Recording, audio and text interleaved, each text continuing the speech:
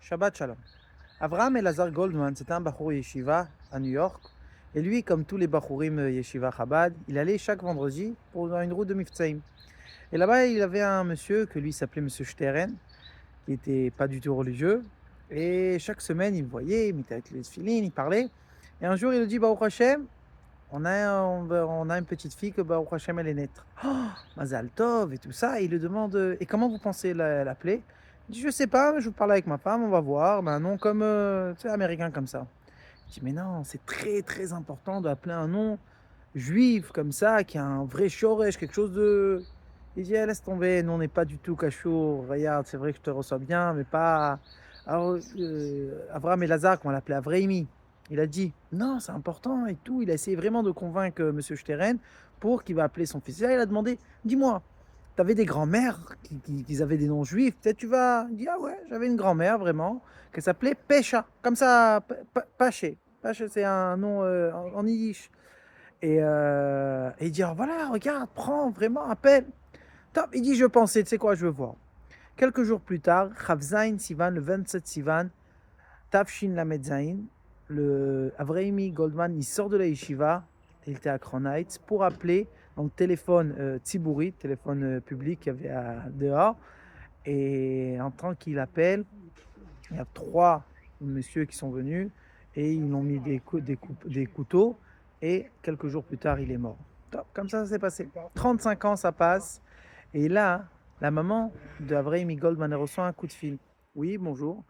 Et la personne de l'autre côté, elle dit, regarde, j'ai attendu de faire cet appel 35 ans. La vérité, je suis très, très mitragesh. Il dit, je m'appelle Pesha Ziv.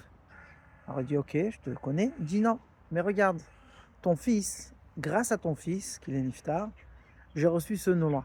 Moi, que différemment de tous mes autres frères qui s'appelaient tout avec des noms comme ça américains, j'ai un nom spécial, un nom juif. Et chaque fois, je demandais à mon père, pourquoi, c'est quoi? Il m'a dit, quand tu vas grandir, je vais te raconter. Et là, après ça, quand j'ai un peu grandi, il m'a raconté l'histoire. Il m'a dit, il y avait un petit jeune qui est venu chez moi, un petit Chabad. Et il m'a raconté qu'il était tellement, il voulait que j'appelle ce nom.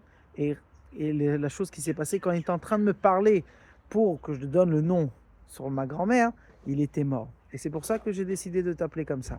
Et elle dit, la fille, ça m'a touché tellement profond. J'ai dit, je suis obligé de rencontrer c'est quoi le judaïsme, c'est quoi tout ça, même si que toute ma famille sont complètement loin de Torah et Mitzvot. Comme ça, j'ai fait tchouva. Je suis monté en Israël, je suis marié avec un monsieur qui s'appelle Elad Ziv, à Rehovot, et aujourd'hui, Baruch Hashem, je suis religieuse Chabad. Un an plus tard, elle appelle et dit, j'ai une bonne annonce à t'annoncer, j'ai eu un bébé, et je l'ai nommé sur le nom de ton fils, Abraham Elazar. Et ça, si vous voulez, notre paracha. Parachat Shemot, on raconte là-bas sur l'esclavage de Ham Israël, mais on raconte aussi le début que, comment Moshe Rabbeinu il est net pour faire sortir les béné Israël. Pourquoi on appelle ça Shemot, les noms? Et là, la Chassidut, elle nous apprend. Le nom de l'homme, c'est qu'est-ce qui le garde parce que c'est sa racine, c'est sa source, qu'est-ce qui se passe dans les mondes futurs. Et ça, c'est en fait qu'est-ce qui a gardé. Parce que Bnei Israël, dans cette époque-là, ils étaient complètement comme les Égyptiens, ils sont mal comportés. C'était quoi? Qu'est-ce qui leur a gardé? Leur nom, Abraham, Yitzhak et Yaakov, même qu'ils étaient en esclavage, c'est ça qu'est-ce qui les a sauvés. Alors, Bezrat Hashem, qu'on va dévoiler notre nom juif, qu'on va dévoiler notre Nekuda Yehudit, et comme ça, on va mériter Mashiach tout de suite. Shabbat Shalom, le cours était dit, les Nishmat, Shimon ben Yehuda Vaisha Lasri.